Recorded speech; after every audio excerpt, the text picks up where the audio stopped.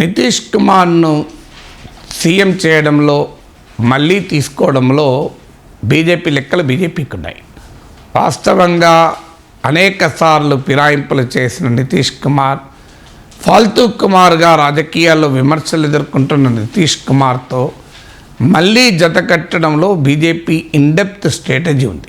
రాష్ట్ర పార్టీ అభిప్రాయాలను కూడా పక్కకు పెట్టి జాతీయ నాయకత్వం నిర్ణయం తీసుకుంది. కారణం ఏంటంటే బీహార్లో 40 లోక్సభ సీట్లున్నాయి. యూపీ, మహారాష్ట్ర, బెంగాల్ తర్వాత అధిక సీట్లున్న రాష్ట్రం బీహార్. సో ఈ 40 సీట్లలో 2019 ఎలక్షన్లో బీజేపీ, జేడీయూ అలాగే లోక్ జనశక్తి పార్టీ ఈ 3 పార్టీల కోయలిషను 39 సీట్లు గెలుచుకుంది. 39 out of 40 సీట్స్ గెలుచుకుంది. ఇందులో బీజేపీయే 17 సీట్స్, నాకు గుర్తున్నంత వరకు 17 సీట్లు గెలుచుకుంది. సో ఈసారి ఈ సీట్లను గెలుచుకోవడం అనేది చాలా చాలా కీలకం. ఇప్పుడు బీజేపీ అంచనా ఏంటంటే జేడీయూ గనక, నితీష్ కుమార్ గనక ఇండియా కూటమిలో ఉంటే ఈ 17 సీట్లలో కనీసం 10 సీట్లు కోల్పోయినా ఆశ్చర్యపడాల్సిన అవసరం లేదని. సో అందువల్ల బీజేపీకి టెన్షన్. అంటే తన సీట్లు కోల్పోవడమే కాకుండా ఎన్డీఏకి వచ్చిన ఈ 39 సీట్లలో గణనీయంగా నష్టపోవాల్సి వస్తుంది నితీష్ కుమార్ ఇండియా కూటమిలో ఉంటే. నితీష్ కుమార్ బలం ఎంత తగ్గినా కూడా కనీసం ఆయనకో 15% ఓటింగ్ ఉంటుందని అంచనా. ఇప్పుడు లాస్ట్ అసెంబ్లీ ఎలక్షన్ల ఓటింగ్ ప్యాటర్న్ కనుక మనం పరిగణలోకి తీసుకుంటే జేడీయూ, ఆర్జేడీ, కాంగ్రెస్, సిపిఐఎంఎల్ ఈ 4 పార్టీలు అంటే ఇప్పటిదాకా ఇండియా కూటమి ప్రభుత్వం బీహార్లో ఉన్న సమయంలో నితీష్ కుమార్ బీజేపీ వైపు మారక ముందు ఈ పార్టీలకు కలిపితే అరౌండ్ 52% ఓటు ఉంటుంది. సో 52% ఓటు ఇండియా కూటమికి ఉంటే ఎట్టి పరిస్థితుల్లో బీజేపీ, ఎన్డీఏ తాను 2019లో గెలుచుకున్న సీట్లను నిలబెట్టుకోలేదు. ఈ అరిథమెటికే బీజేపీని నితీష్ కుమార్ వైపు మరోసారి చూసేలా చేసింది. అందువల్ల ఇప్పుడు నితీష్ కుమార్ను తిరిగి ఎన్డీఏలోకి తీసుకురావడం వల్ల పెద్ద సోషల్ కోalitionను బీజేపీ తనకు అనుకూలంగా నిర్మించుకుంటుంది. ఇప్పుడు ఎన్డీఏ వెనకాల నాన్ యాదవ్ ఓబీసీసు, ముఖ్యంగా మోస్ట్ బ్యాక్వర్డ్ కాస్ట్, కుర్మి, కొయిరీ ఇలాంటి కమ్యూనిటీసు, అలాగే పాస్వాన్ లాంటి ఇతర దళిత్ కమ్యూనిటీసు బీజేపీ ఉండడం వల్ల అప్పర్ కాస్ట్ కమ్యూనిటీసు. సో ఇలా ఒక పెద్ద సోషల్ కోalitionను ఇవాళ ఎన్డీఏ వెనకాల కన్సాలిడేట్ చేయాలన్నది బీజేపీ లక్ష్యం. ఇక ఇండియా కూటమికి నితీష్ కుమార్ నిష్క్రమణతో మిగిలింది మళ్ళీ ఓల్డ్ ముస్లిం యాదవ్ కాంబినేషన్. సో ఈ ముస్లిం యాదవ్ కాంబినేషన్ కూడా 1/3 ఓటర్స్ ఉంటారు. సో నియర్లీ 14% యాదవ్స్ ఉంటారు. మొత్తం కలిపితే సుమారు 1/3 ఉంటారు. సో ఈ బలమైన కాంబినేషన్ అయినప్పటికీ కూడా నితీష్ కుమార్ ఎన్డీఏకి షిఫ్ట్ అయితే ముస్లిం యాదవ్ కాంబినేషన్ ఓడించి బీహార్లో తాము గెలుచుకున్న 39 సీట్లను నిలబెట్టుకోవచ్చు అన్నది బీజేపీ లక్ష్యం. అందువల్ల ఇది ప్రధానంగా అరిథమెటిక్, అంటే నితీష్ కుమార్ను తమ వైపు తిప్పుకోవడంలో ఉన్న ఎలక్టోరల్ అరిథమెటిక్.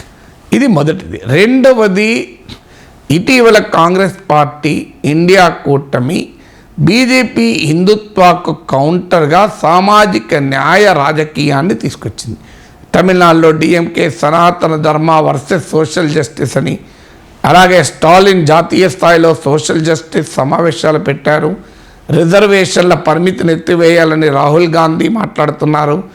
అలాగే కుల జనగణన అని కాంగ్రెస్ ప్రభుత్వాలు, ఇండియా కూటమి ప్రభుత్వాలు చేపడుతున్నాయి. బీహార్లో ఇండియా కూటమిలో ఉన్నప్పుడు నితీష్ కుమార్ కుల జనగణన జరిపారు. తమిళనాడులో ఇండియా కూటమిలో భాగస్వామ్య డిఎంకే కాస్ట్ సెన్సస్ కార్డు ఇచ్చింది. కర్ణాటకలో ఇటీవల తెలంగాణలో కాంగ్రెస్ ప్రభుత్వాలు కాస్ట్ సెన్సస్కు పిలిపించాయి. కానీ బీజేపీ కేంద్ర ప్రభుత్వం మాత్రం కుల జనగణనానికి వ్యతిరేకమని చెప్పింది. అందువల్ల ఇలా కాంగ్రెస్ ఇండియా కూటమి ఈ సామాజిక న్యాయంతో హిందుత్వను ఎదుర్కొనే ప్రయత్నం చేస్తున్న సమయంలో ఈ cost calculus, social justice politics తమను ఎక్కడ దెబ్బతీస్తారన్న అనుమానం కూడా బీజేపీకి కలిగింది. అందువల్ల నితీష్ కుమార్ను తమ వైపు తిప్పుకోవడం ద్వారా ఇండియా కూటమి సామాజిక న్యాయ రాజకీయ వ్యూహానికి దెబ్బ కొట్టింది బీజేపీ, సోషల్ జస్టిస్ ప్లాన్కు.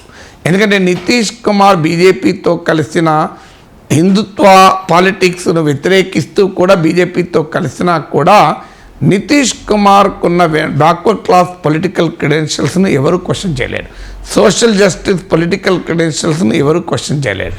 ఎందుకంటే ఆయన కుల జనగణనాన్ని నిర్వహించాడు. ఇటీవల ఆ కుల జనగణన క్యాస్ట్ ఆధారంగా సుప్రీంకోర్టు తీర్పుకు భిన్నంగా రిజర్వేషన్లను పెంచాడు.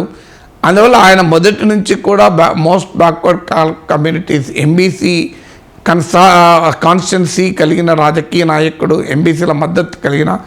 అందువల్ల నితీష్ కుమార్ను తమ వైపు తిప్పుకోవడం ద్వారా కాంగ్రెస్ ఇండియా కూటమి సోషల్ జస్టిస్ పాలిటిక్స్కు బీజేపీ ఒక పవర్ఫుల్ పర్సెప్షన్ అటాక్ చేసింది. ఇక మూడవది, ఇండియా కూటమి 28 పార్టీలతో ఏర్పడ్డాక బలీయమైన ప్రతిపక్ష కూటమి ఏర్పడది. ఎన్డీఏ నుంచేమో శిరోమణి అకాలీదళ్ వెళ్ళిపోయింది, తెలుగుదేశం వెళ్ళిపోయింది, ఇలా శివసేన వెళ్ళిపోయింది. కొత్తగా పెద్ద పార్టీ ఏది చేరలేదు. ఈ మధ్య జేడీఎస్ మినహా శివసేన ఎన్సీపీల చీలిక వర్గాలు మాత్రమే ఉన్నాయనే సమయంలో ఇండియా కూటమిని దెబ్బతీయాలి. అది కూడా రాహుల్ గాంధీ భారత్ జోడో యాత్ర, భారత్ జోడో న్యాయ్ యాత్ర త్వరలో బీహార్లో ప్రవేశిస్తుంది. ఆ సమయంలో దెబ్బ కొట్టాలని బీజేపీ అనుకుంది. ఆల్రెడీ బెంగాల్లో, పంజాబ్లో ఇండియా కూటమి పొత్తులు కుదరలేదు. ఈ సమయంలో ఇండియా కూటమి వ్యవస్థాపకుల్లో ఒకరు కో-ఫౌండరు, ఇండియా కూటమి తొలి సమావేశం పాట్నాలో పెట్టిన నాయకుని తమ వైపు తిప్పుకోవడం ద్వారా ఇండియా కూటమి పనైపోయింది అన్న నరేటివ్ను పంపడానికి కూడా బీజేపీ ఈ రాజకీయం చేసింది. అందువల్ల బీజేపీ నితీష్ కుమార్ తీసుకోవడంలో ఒక ఎలక్టోరల్ అరిథమెటిక్ ఉన్నది, పొలిటికల్ స్ట్రాటజీ ఉంది, పర్సెప్షన్ పాలిటిక్స్ ఉన్నది, బలమైన పొలిటికల్ నరేటివ్ ఉన్నది.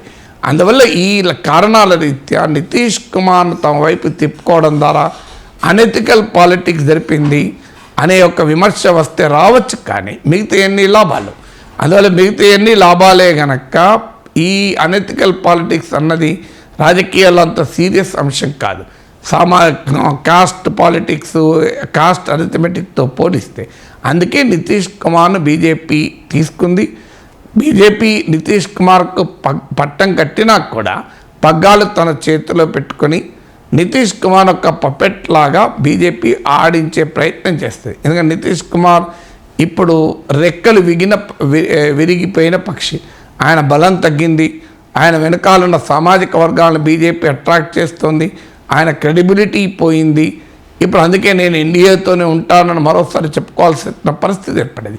అందువల్ల బ్రూజ్ అండ్ బ్యాటర్డ్ అంటే దెబ్బతిన్న పులి నితీష్ కుమార్, అలాంటి అతన్ని తన వైపు తిప్పుకోవడం ద్వారా ఎంతో తన రాజకీయ వ్యూహాలకు అనుగుణంగా ఉపయోగపడుతుందన్నది బీజేపీ అంచనా.